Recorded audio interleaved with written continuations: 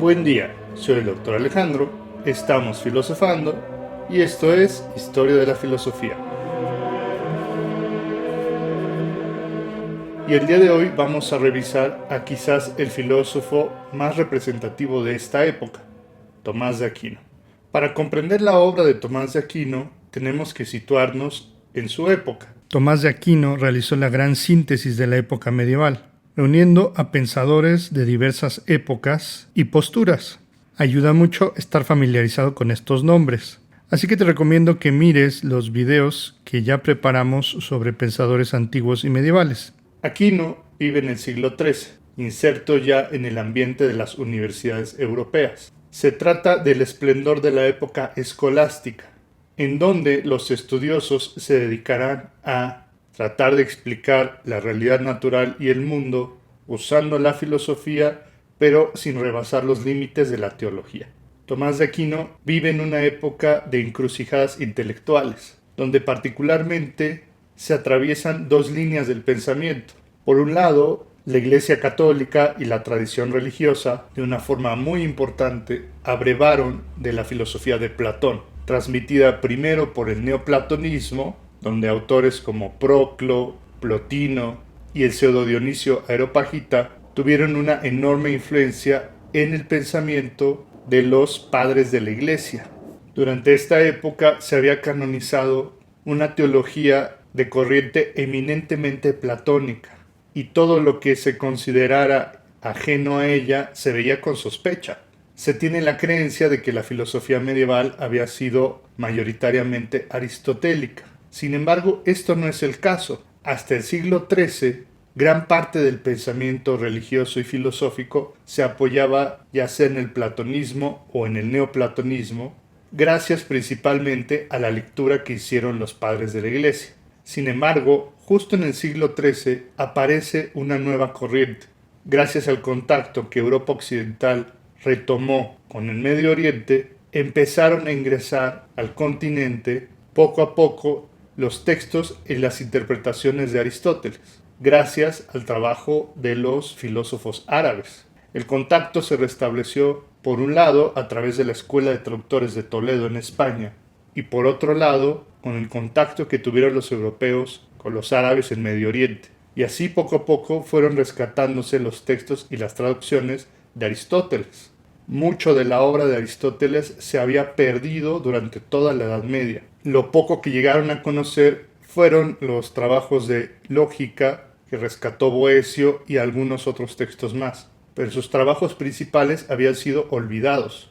Así, de repente, empezó a regresar el aristotelismo a la filosofía europea, pero con mucha sospecha, dado que la Iglesia Católica no sabía cómo tratar este tema. Además de ello, la filosofía aristotélica llegó envuelta en la lectura de Averroes, el gran comentador árabe. Y como vimos anteriormente, Averroes buscaba hacer compatible a Aristóteles con la religión musulmana, el Islam, por lo que muchas de sus tesis no eran compatibles con la religión católica. Los primeros estudiosos europeos que se toparon con este tema fueron llamados los averroístas latinos, es decir, los estudiosos de Averroes que hablaban el latín. Sus principales exponentes fueron Sigerio de Brabante y Boecio de Dacia, que no hay que confundir con Boecio, el pensador romano del siglo V. Estos autores tomaron la consigna de revivir a Aristóteles. Sin embargo, estorbaba la interpretación que habían hecho los árabes, y algunas de sus tesis contradecían directamente las Sagradas Escrituras. Un par de ejemplos son la tesis de la eternidad del mundo, que postulaba que el mundo había existido desde siempre, a contraindicación de lo que aparece en el libro del Génesis, donde el mundo fue creado en un momento particular, y otra tesis muy polémica fue la de la unidad del intelecto, donde la lectura de los árabes de Aristóteles presentaba que todos los seres humanos teníamos un mismo entendimiento, un mismo intelecto del cual participábamos de forma similar a lo que ocurría con Platón y el mundo de las ideas. Esta tesis también era muy problemática, dado que pondría en cuestionamiento la particularidad y la individualidad del alma, pues en la teología católica se supone que cada persona tiene un alma individual. y participar de un intelecto común hace ruido con esta tesis. Para defender estas ideas, los averroístas latinos propusieron la tesis de la doble verdad. Dos tesis contradictorias podrían ser verdaderas, simplemente una en el campo de la teología y la otra en el campo de la filosofía. De esta manera, los averroístas latinos podían defender las tesis de Aristóteles sin meterse en problemas y suscribir la fe religiosa del catolicismo. Por supuesto que las autoridades religiosas no vieron con buenos ojos esta idea, y tanto el averroísmo latino como todo lo que sonara a Aristóteles fue mirado con mucha sospecha al punto de llegar a ser condenado. No obstante, para esa época ya se reconocía que el pensamiento de Aristóteles era demasiado poderoso como para ser ignorado, y tenía que buscarse un remedio para tratar de interpretarlo, leerlo o, como va a hacer Tomás de Aquino, hacerlo compatible con la fe religiosa. Fue este trabajo de síntesis entre estas dos tradiciones, la que venía de Platón, el neoplatonismo y los padres de la Iglesia por un lado, y la de Aristóteles, los filósofos árabes y los averroístas latinos por el otro, que Tomás de Aquino es considerado el gran compilador y el gran teólogo de la Edad Media, dado que pudo reunir ambas tradiciones y hacerlas compatibles con el cristianismo. La obra máxima de Tomás de Aquino es la Summa Theologica, que es precisamente eso, un compendio pensado para los estudiantes de teología que buscaba aclarar la fe religiosa usando la razón. Uno de los postulados principales de la filosofía tomista va a ser que fe y razón están completamente armonizadas. Simplemente hay que entenderlas bien. Y no puede haber dos verdades como pensaban los averroístas. La verdad es simplemente una. Y lo que hace la filosofía es aclarar lo que está presentado tanto por las escrituras como por los padres de la Iglesia. En la Summa Teológica se recopila precisamente esta idea, una obra que se divide en tres partes. La primera parte, que habla sobre Dios; la segunda parte, que a su vez se divide en dos partes; la primera parte de la segunda y la segunda de la segunda, donde se habla del ser humano. Y finalmente, en la tercera parte de la Summa Teológica se habla de Cristo. Algunos estudiosos han señalado que la Summa Teológica tiene una estructura neoplatónica, pues primero se hace notar que todo surge de la fuente, de Dios; después se habla de su más bella creación, el ser humano; y en la tercera parte se regresa al origen, a la fuente, a través de Cristo. El trabajo de síntesis de Tomás de Aquino se puede ver en la estructura misma de la obra. Estas partes que mencionamos a su vez se dividen en cuestiones. Cada cuestión es un tema a tratar. A su vez, las cuestiones se dividen en artículos y cada artículo busca responder a una serie de preguntas. Todos los artículos tienen la misma estructura. Comienzan con una pregunta inicial. En segundo lugar, se presentan objeciones a esta pregunta, es decir, problemas que puedan contradecir una tesis inicial. En tercer lugar, aparece el sed contra o el en cambio, donde se presentan los argumentos de las fuentes religiosas y filosóficas para apoyar la tesis. En cuarto lugar aparece la responsio, que es la respuesta o la solución al problema. Y en quinto lugar se responden una a una las objeciones que se habían puesto anteriormente. El análisis mismo de esta estructura es muy importante, pues es un ejemplo ideal para entender el método escolástico, donde lo que se busca es fortalecer una tesis que no debe contradecir a las sagradas escrituras ni a la fe católica, apoyándose primero en argumentos de autoridad, es decir, lo que dijeron los padres de la Iglesia como San Agustín o lo que aparece en la Biblia, y después apoyado de argumentos racionales presentados por los filósofos o por otros padres de la Iglesia. El método escolástico buscaba hacer una respuesta integral a todos los problemas del hombre y a todos los posibles cuestionamientos, pero siempre apoyados en la escritura y en la revelación. Aquí podemos recordar el famoso lema de la época: la filosofía es una esclava de la teología, debe servir para apoyar a la fe. Así, este compendio de teología era una guía para instruir a los teólogos, que serían futuros religiosos, predicadores o evangelizadores, para prepararse ante cualquier cuestión. Recordemos que Tomás de Aquino pertenecía a la orden de los predicadores, la orden de los dominicos, y por eso era tan importante el aprendizaje y la enseñanza de las cuestiones religiosas, apoyadas de un fundamento filosófico. Pero nadie hasta ese momento había logrado hacer compatible todas las tesis de Aristóteles con la fe cristiana, y por eso Aristóteles ocupa un lugar muy importante dentro de la Iglesia Católica.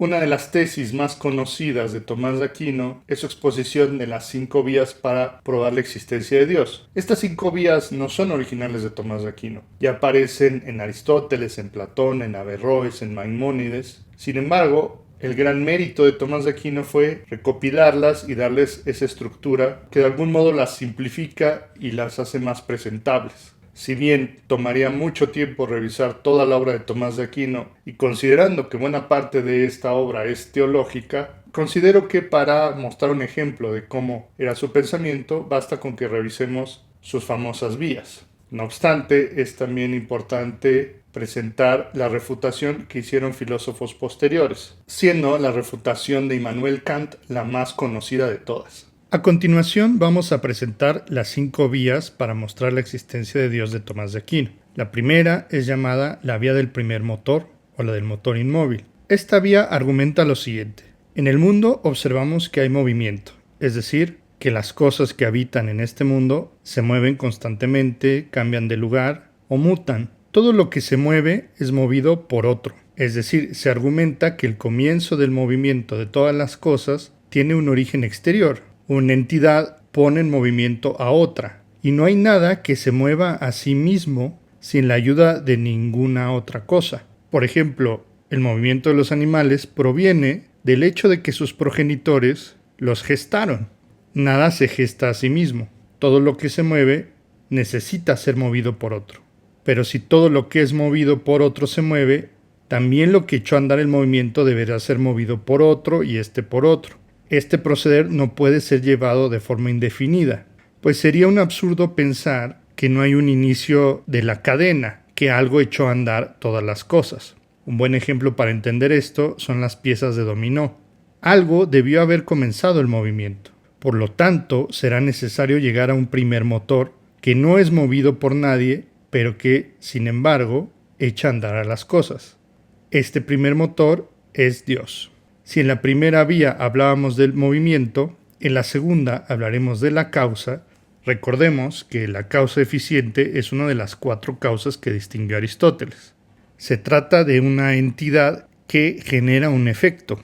Por ejemplo, si yo arrojo una piedra, yo mismo seré la causa eficiente de la trayectoria de ese objeto. Observamos que hay un orden de causas eficientes, es decir, observamos en el mundo que hay una serie de causas y efectos. Pero igual como sucedía en el caso de la primera vía, todo efecto tiene una causa, y ninguna entidad en el mundo es causa de sí mismo. Todo es causado por algo más. Los padres son las causas de los hijos. Ninguna entidad es causa de sí mismo, y sería un absurdo pensar que las causas se remontan al infinito, que no hay un origen de la cadena. Por lo tanto, será necesario admitir una primera causa eficiente, que es causa de todas las demás cosas, pero no es causado por ninguna cosa en particular. Es causa de sí mismo. Y a esta la llamamos Dios. La tercera vía sigue exactamente la misma estructura, cambiando los términos. Y en la tercera vía, llamada la vía del ser necesario, el término clave es la necesidad. Como vimos al examinar el argumento ontológico en el video anterior, algo contingente es algo que puede existir o no existir. Es decir, la existencia de alguna entidad particular en el mundo no es necesaria para que exista el universo. Si cualquiera de nosotros no hubiera nacido, el mundo seguiría existiendo. Así, todas las entidades que podemos ver serían de esta naturaleza, es decir, contingentes. Podrían existir o no existir. Encontramos que todos los objetos que observamos son contingentes. Sin embargo, si todas las cosas en el mundo son contingentes, tendríamos que admitir la existencia de al menos una entidad que existiera y que fuera necesaria, pues sin esta entidad necesaria no existirían el resto de las cosas contingentes. A esta entidad necesaria la llamamos Dios. La cuarta vía, llamada la vía de los grados o de la perfección, tiene una estructura distinta a las tres anteriores. Lo que presenta la cuarta vía es que en el mundo observamos grados entre las cosas, es decir, hay cosas que son más o menos buenas, más o menos verdaderas, más o menos nobles y así por el estilo. Pero este decir más o menos de las cosas se puede decir porque se aproximan a algo máximo, a una medida suprema. Por ejemplo, podemos hablar del calor en la medida de que se aproxima a una temperatura máxima. Si podemos medir las cosas, es porque hay una medida suprema, algo que tendría un máximo valor, o de lo contrario no podríamos hacer estas mediciones. Habría algo que sería completamente bueno, verdadero, óptimo, noble, y en consecuencia también tendría que tener el mayor grado de existencia. Así pues, podemos hablar de grados entre las cosas porque tenemos una medida suprema, una entidad que tiene todas las mejores características en grado supremo y del cual no podríamos pensar algo mayor. Y a esto le llamamos Dios. Finalmente, la quinta vía, llamada la vía del ser inteligente o la del gobierno del mundo, también llamado el argumento teleológico, nos dice lo siguiente. Esta vía pretende probar la existencia de Dios a partir del ordenamiento de las cosas. Aquí lo que vemos es que en el mundo no solamente hay orden, sino que también todas las cosas obran por una finalidad. Todas las cosas que observamos en la naturaleza tienen un objetivo. No se obra al azar, sino hay una intención. Esto lo vemos en el ser humano, pero también en las plantas y en los animales. Si podemos ver un orden tan perfecto y tan sublime en el mundo, es porque alguien debió haberlo pensado así, alguien debió haberlo diseñado, pues las cosas no parecen suceder al azar. Habría así un ser inteligente que gobierna y dispone el orden de las cosas dirigidas a un fin, y a esta entidad le llamamos Dios. Kant considera que los argumentos para probar la existencia de Dios pueden resumirse en tres: el argumento ontológico, que ya tuvimos la oportunidad de revisar, el argumento cosmológico y el argumento teleológico. El argumento ontológico busca no depender de los sentidos para ser probado. Es decir, el argumento ontológico pretende ser independiente de la experiencia. Esto es lo que llama Kant a priori. Por su parte, los argumentos cosmológico y teleológico buscan ser probados a partir de la observación y de la experiencia. Es lo que Kant llamará un argumento a posteriori. Como vimos en el video anterior, Tomás de Aquino pensaba que la existencia de Dios no podía comprobarse de forma lógica. En términos de Kant, no podía probarse a priori, sino que debemos observar los efectos de la creación y a partir de ahí remontarnos a la existencia de Dios. En esto estarían de acuerdo Tomás de Aquino y Kant. El argumento ontológico no sería una vía adecuada.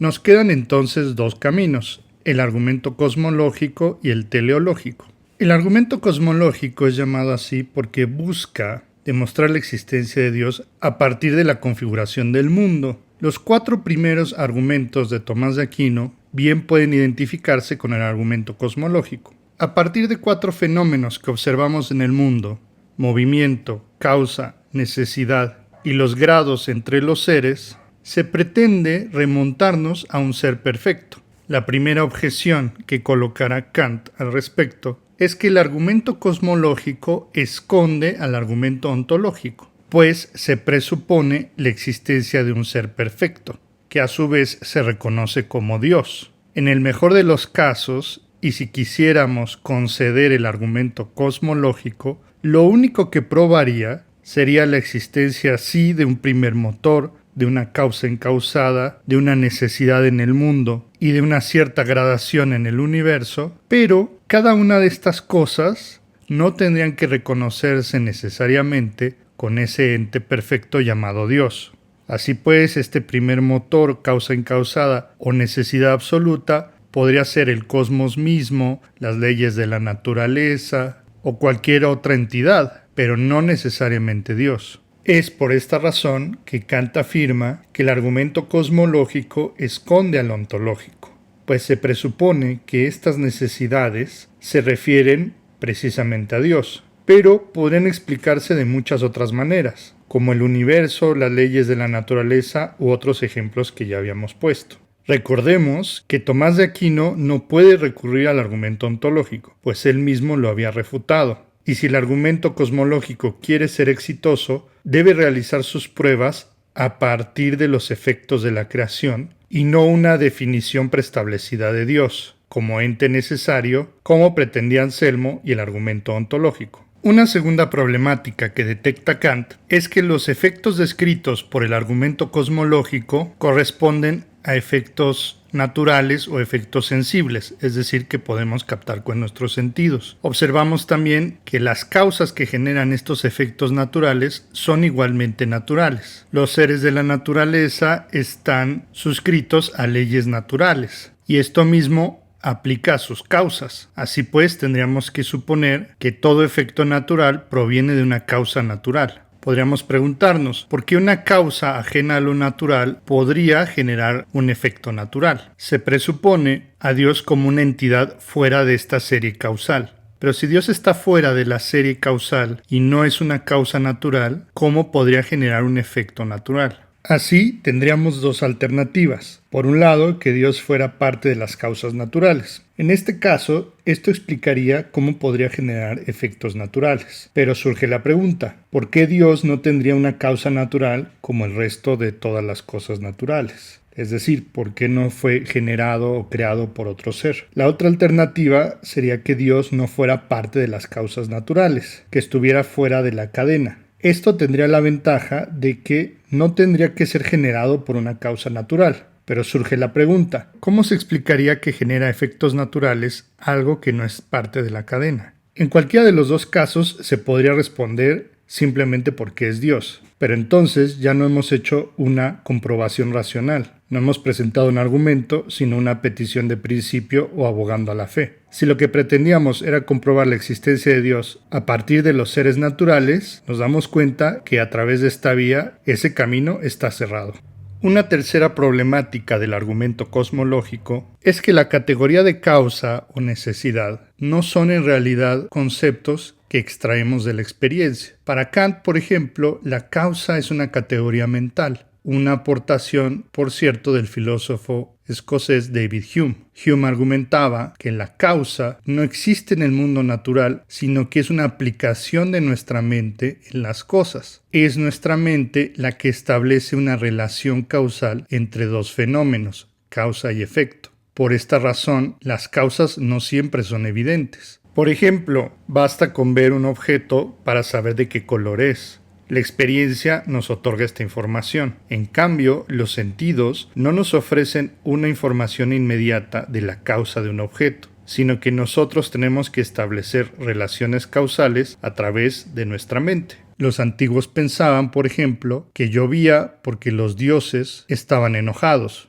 Hoy sabemos que no hay una relación causal entre estas cosas. Si esto fuera evidente y pudiéramos extraerlo de la observación, le hubiera bastado a los antiguos con ver llover para saber su causa. Pero esto no es así. Conocer la causa de la lluvia tomó muchos siglos de observación y de teorías científicas, por lo que no es algo que podemos extraer inmediatamente de los sentidos. La idea de causa es una aplicación de nuestro entendimiento al mundo natural. Por esta razón, lo que pretende hacer Tomás de Aquino sería inválido, pues habíamos dicho que las vías de Tomás de Aquino pretendían deducir a través de la observación de los sentidos, pero resulta que la causa es una categoría mental que aplicamos al mundo sensible. Lo mismo podríamos hablar de un motor inmóvil o de un ente absolutamente necesario. Estas ideas no son extraídas del mundo, sino que son aplicaciones de nuestra mente a la realidad. Y por esta nueva razón, Kant piensa que este argumento es inválido y que, vemos nuevamente, esconde el argumento ontológico. Una cuarta objeción de Kant al argumento cosmológico consiste en que el argumento cosmológico pretende probar la existencia de una causa última simplemente declarando el fin de la serie. Es decir, como queremos evitar a toda costa la recursión al infinito, postulamos un principio absoluto del mundo. Sin embargo, declarar un principio absoluto solamente para evitar la recursión al infinito no prueba tampoco nada. Por estas razones, lo que buscaba probarse a partir de la observación terminó recurriendo al argumento ontológico, a postular un ente perfecto,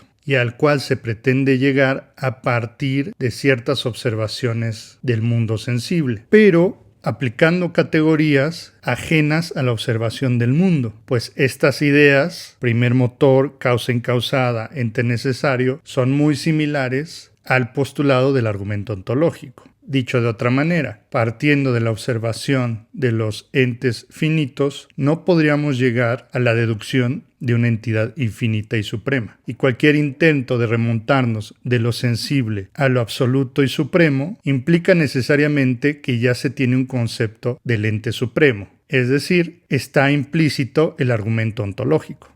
Con esto se da respuesta a las tres primeras vías propuestas por Tomás de Aquino. Estas vías dependen de conceptos que no podemos extraer de la experiencia, y que era la intención del argumento cosmológico. ¿Qué sucede con la cuarta vía? La de los grados de los seres. El hecho de que nosotros podamos medir distintas cosas como más o menos buenas, perfectas, nobles, etc., no implica necesariamente la existencia de una entidad con todos los mejores atributos. Por el hecho de que tengamos cosas más calientes o más frías, no quiere decir que exista un ente que tenga que ser el más caliente de todos necesariamente y que además tenga todas las perfecciones. Podríamos poner un ejemplo. Observamos en el mundo entidades peludas que tienen peluche, unas más que otras. Y si podemos decir que algo tiene más peluche que otra cosa, esto tendría que suponer la existencia del ser con más peluche de todos, el peluche supremo. No obstante, el hecho de que las cosas tengan distinta gradación no implica la existencia de una entidad de grado supremo con todos los atributos. Así como no es necesario que exista un ente con el máximo peluche, esto tampoco implicaría la necesidad de un ente supremamente bueno, perfecto, etc.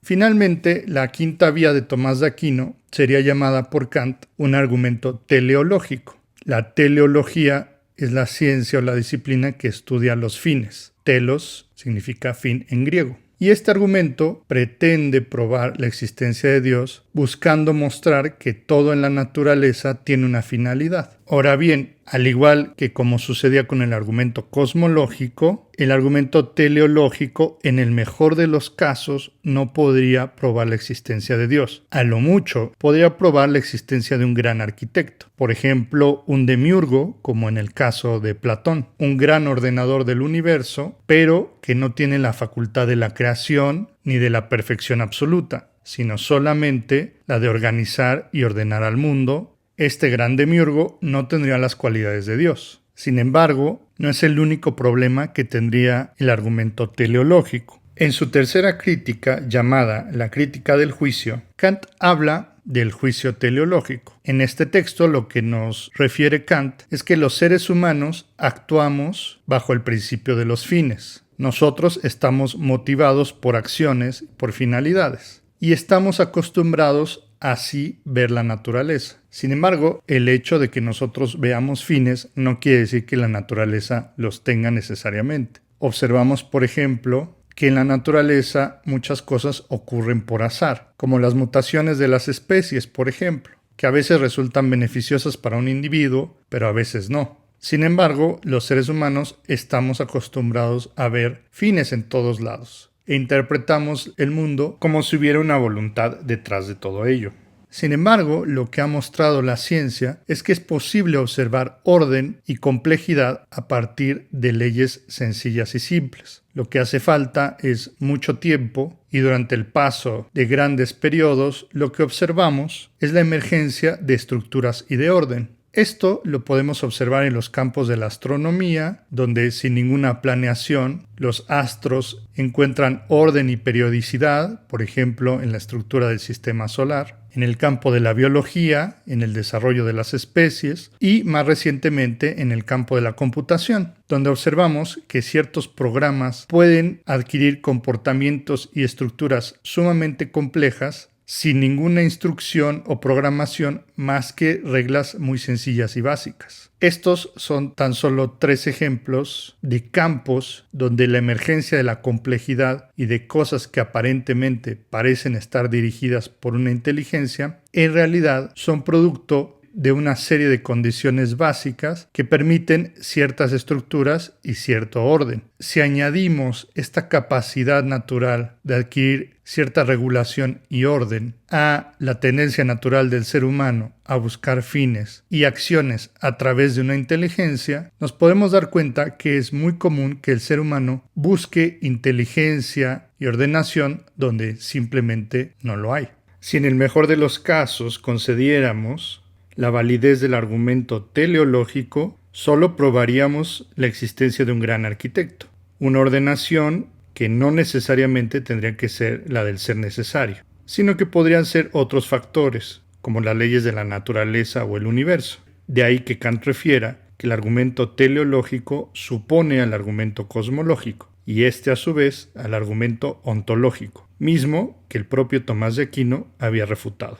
Así, Kant piensa que ninguna de estas vías resulta suficiente para probar la existencia de Dios. En conclusión, no es algo que se pueda probar racionalmente. No obstante, el hecho de que algo no pueda probarse no implica que algo no exista. Kant, de hecho, no buscó refutar la existencia de Dios. Particularmente, él creía que Dios debía suponerse como un principio regulador de la razón. Pero esto es algo que veremos en el futuro cuando lleguemos a estudiar a Kant. La obra de Tomás de Aquino es muy extensa. Podemos encontrar 3 compendios de teología: la Suma Teológica, la Suma contra Gentiles y su comentario a las sentencias de Pedro Lombardo. Además, redactó comentarios a los textos de Aristóteles, como el de la física, la metafísica, sobre el alma, la ética nicomaquea, entre otros. También hizo comentarios a la Biblia, a los textos de los padres de la Iglesia, a Boecio y a Proclo. Tiene además múltiples monografías sobre diversos temas, donde se habla de la verdad, el alma, el mal, la eternidad del mundo, entre otros. Puedes consultar la biografía intelectual que le escribió Chesterton, llamada Santo Tomás de Aquino, y obras introductorias que hablan sobre su obra y vida son la de Copleston, la de Cornelio Fabro y la de Joseph Pieper. La refutación de los argumentos de la existencia de Dios en Kant la puedes encontrar en la sección del ideal de la razón pura, de la crítica de la razón pura, y en el juicio teleológico, que se encuentra en la obra Crítica del Juicio, que también aparece con los títulos Crítica del Discernimiento o Crítica de la Facultad de Juzgar. Curiosamente, en un inicio, las tesis de Tomás de Aquino fueron condenadas por el obispo Tempier en 1270, debido a que hacían mención y acudían mucho a Aristóteles. Pero con el tiempo, la misma Iglesia Católica se percató de que la fundamentación tomista le daba mucho mayor peso a su propia religión, dado que los conceptos metafísicos de Aristóteles llegaban a explicar muchas cosas que no encontrábamos ni en el neoplatonismo ni en las obras de los padres de la Iglesia. Y esto explica por qué la teología católica fue tan dominante a partir de entonces, e incluso hasta nuestros días. Buena parte de la enseñanza iberoamericana de la filosofía todavía sigue siendo tomista, debido a que la filosofía fue defendida y adoptada por instituciones religiosas hasta nuestros tiempos. Por lo tanto, comprender el pensamiento de Tomás de Aquino resulta clave para entender la evolución de la filosofía, particularmente en nuestra región. Muchas gracias por ver este video y si te gustó, dale like, comenta, comparte y suscríbete. Toca la campanita para recibir todas las notificaciones y visita mi página web y página de Patreon si quieres conocer los cursos y quieres ayudarme. El vínculo está en la descripción del video. Nos vemos en el siguiente video. Hasta pronto.